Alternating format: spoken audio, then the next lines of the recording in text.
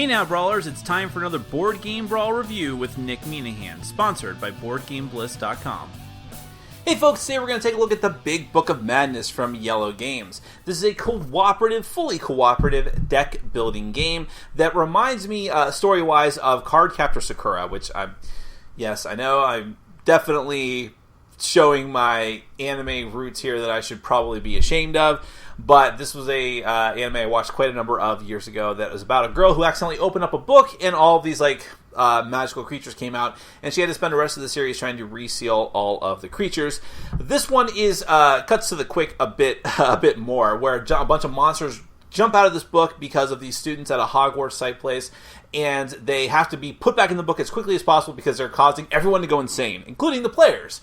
So that is a bit more of a pressing concern than how it was in Cardcaptor Sakura. But there's all these different monsters, and they are casting all these curses on the school and on all of the students, and you have to use your spells and the elements that will help you cast those spells as best as possible to keep those curses under control and to vanquish all of the different monsters without going insane. And as I said, it's a cooperative deck building game with beautiful artwork from Nyade. I'll go ahead and spoil that right here and now. Let's go ahead and give a brief look at how the game is played. Then we're going to come back. I'll let you know what I think.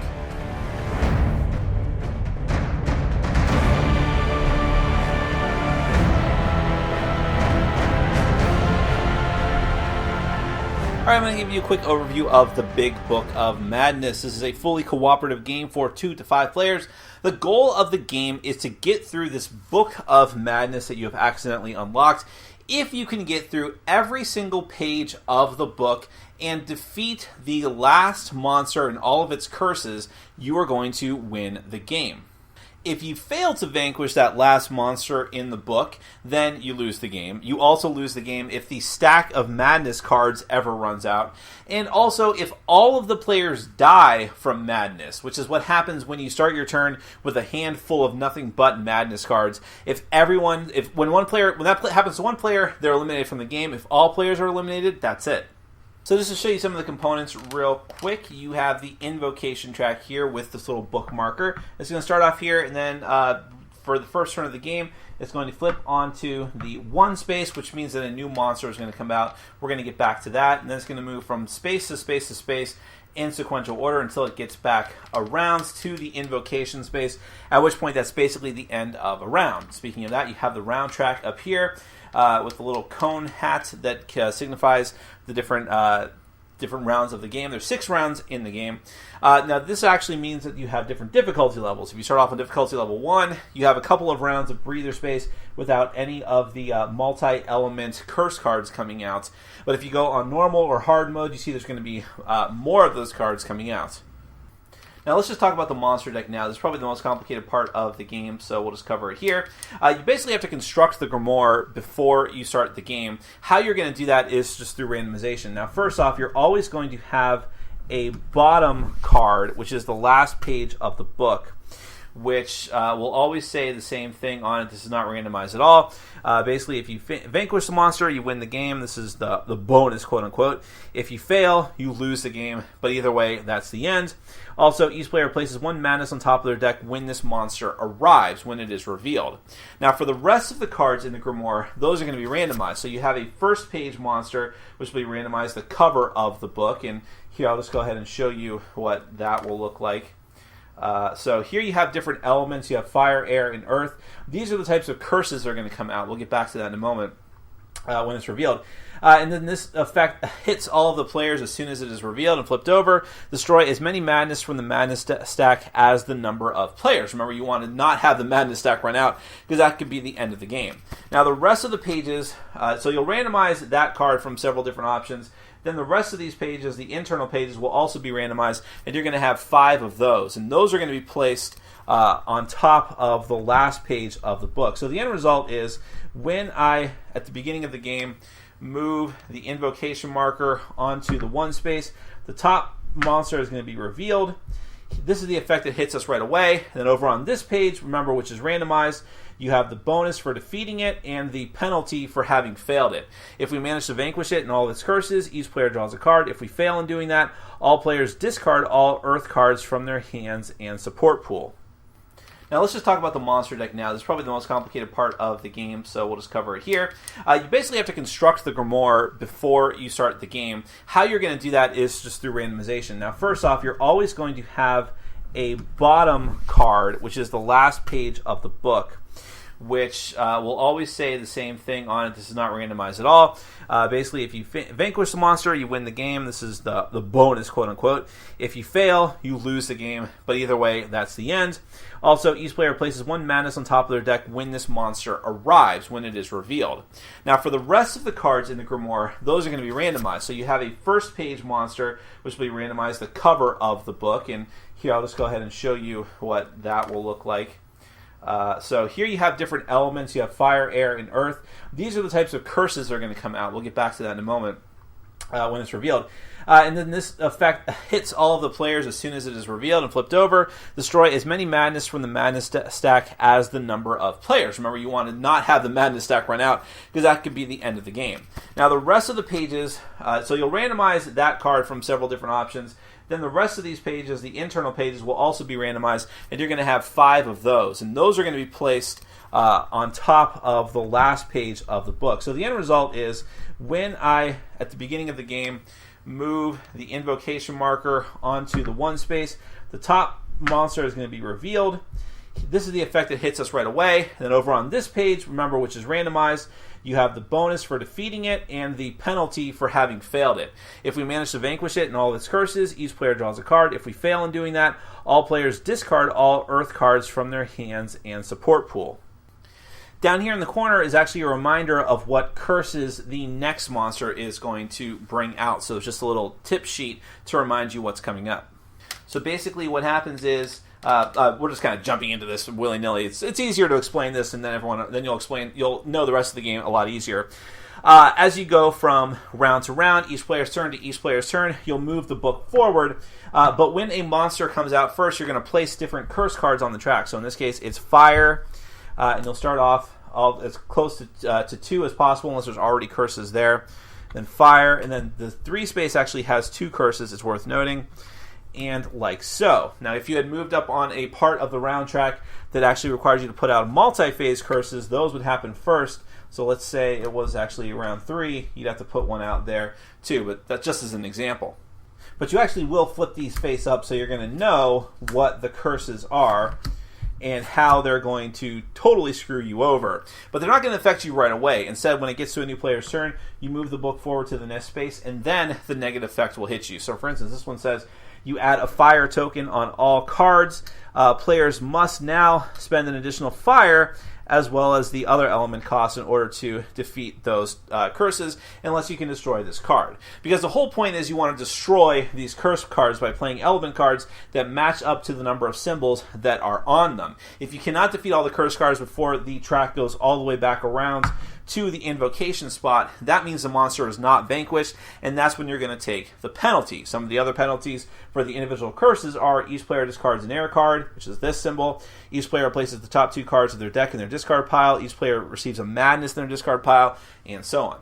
If you do fail in vanquishing all the curses and therefore the monster, all the other curses that are still on the track get wiped away. Remember, if even one curse remains, the monster is not vanquished, and you're going to have to take the penalty.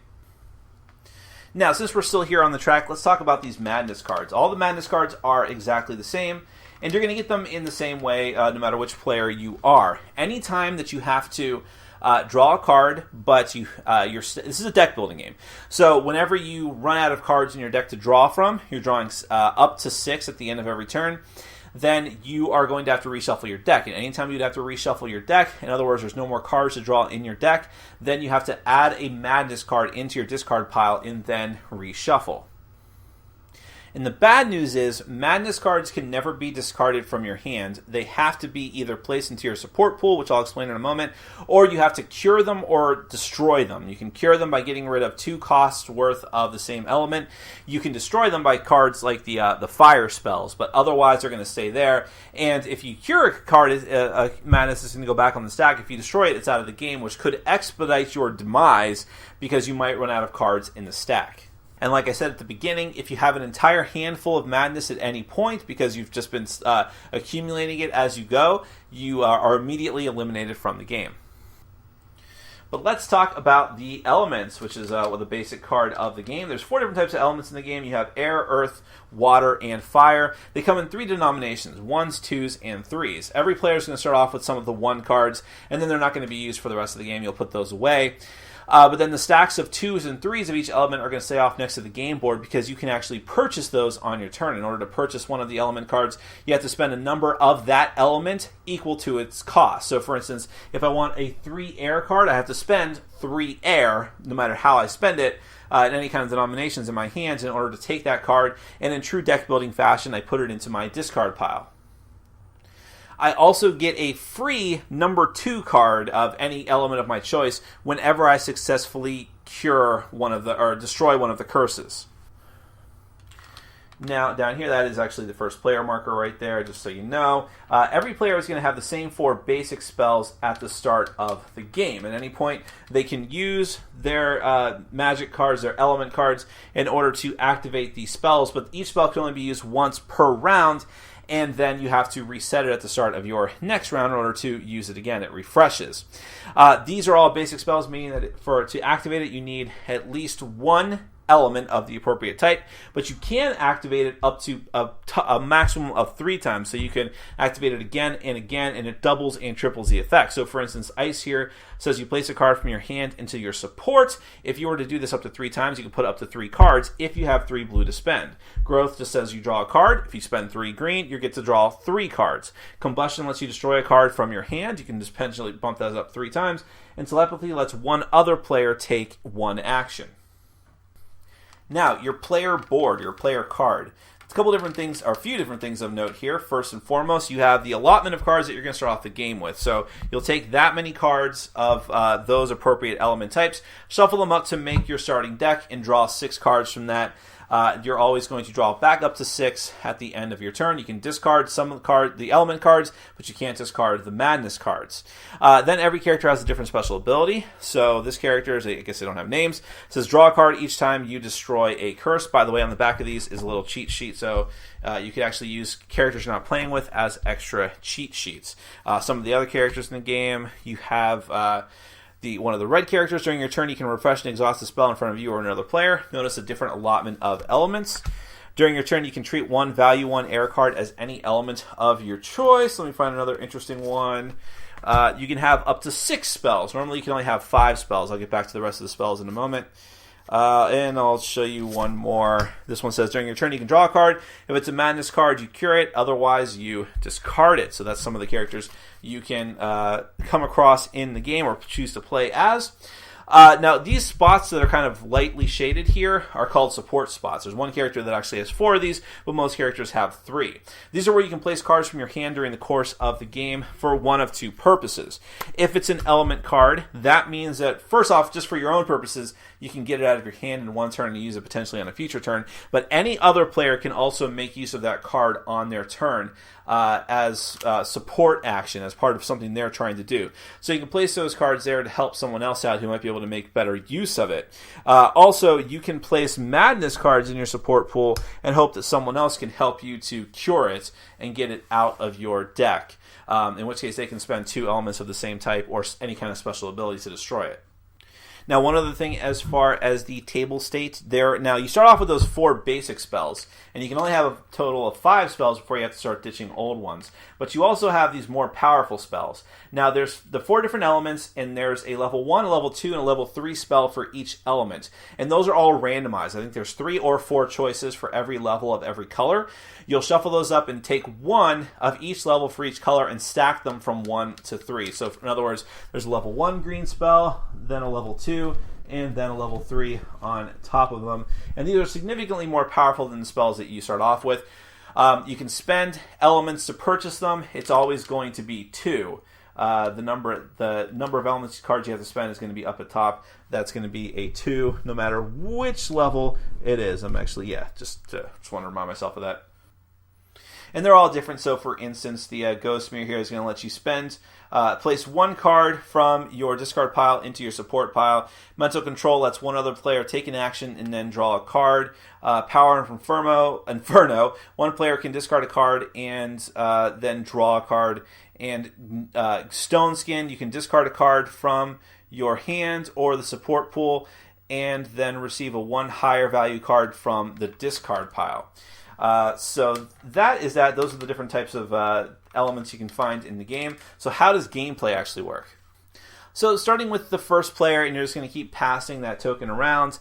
Here's how your phases are going to go. First thing you have is your concentration phase. This is where if you had a spell that you'd previously used on your other turn, you get to refresh it now. It's as simple as that. Then you go on to the monster phase. This is where you move the invocation book around the track, and possibly every player is going to have to take the effects of the curses. Unless it says otherwise, every curse affects every player, and you'll have to deal with it, unless you can destroy it before that happens. But if it's at the start of your turn, it's already too late.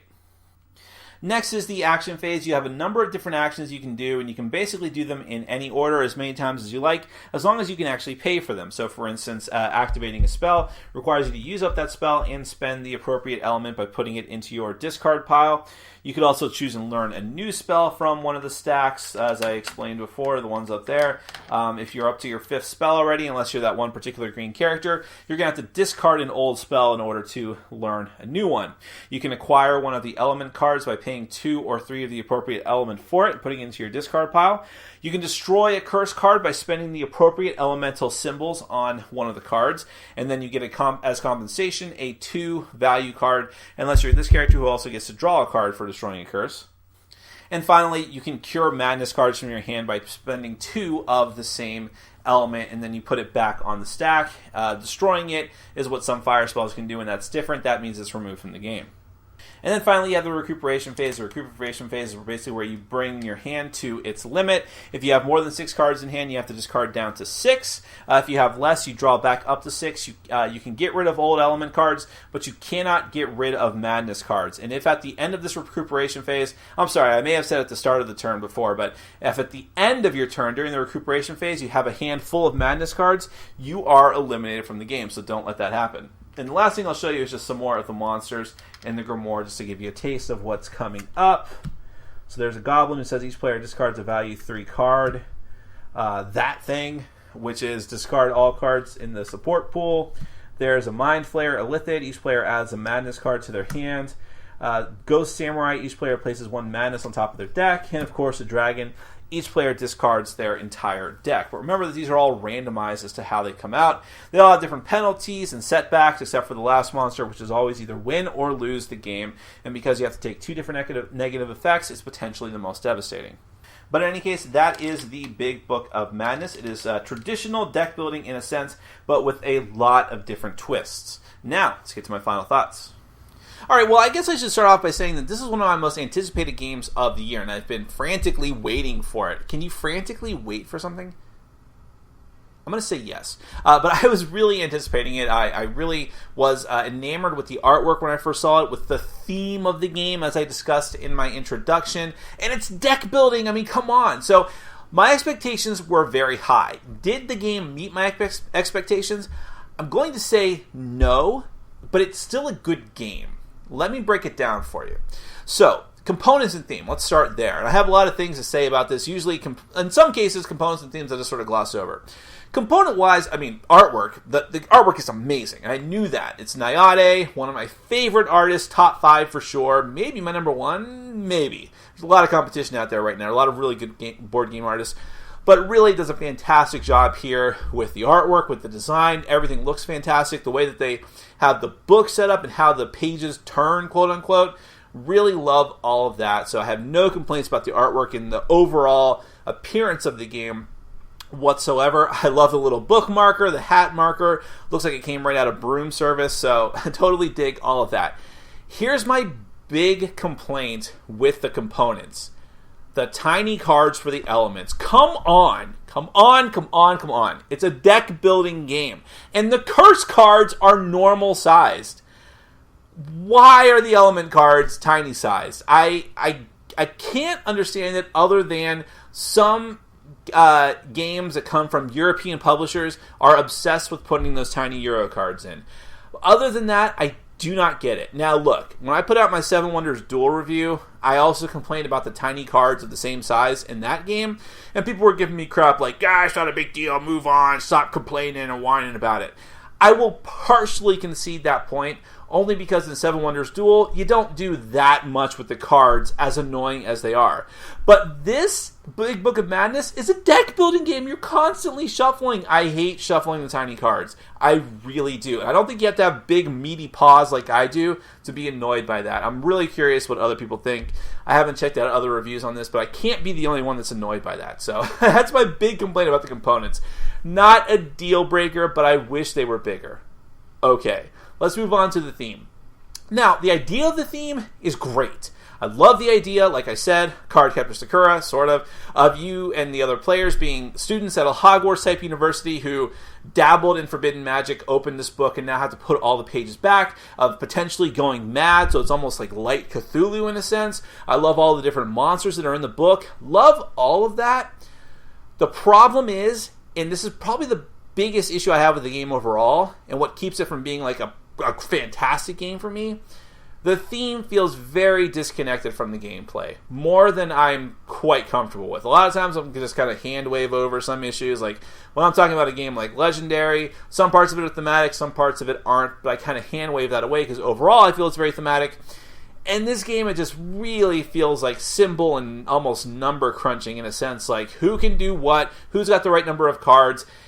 You really start to lose the theme as the game progresses, just trying to get those symbols, only focusing on the symbols, only focusing on the card play. It never feels like any of the spells are spells. It doesn't feel like you're wizards or sorcerers or sorceresses or witches or whatever it might be. It just feels like, okay, I do this, you draw that card, I do this, you grab that card, I get that, I use that support card, I get this numbers, it gives me enough of the blue symbols, and now I can do this.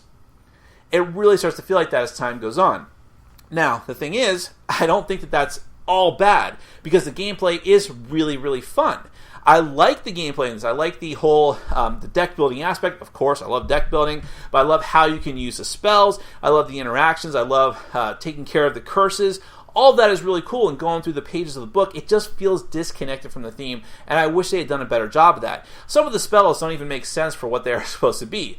Glaciation is something like you get to make a support card into something else.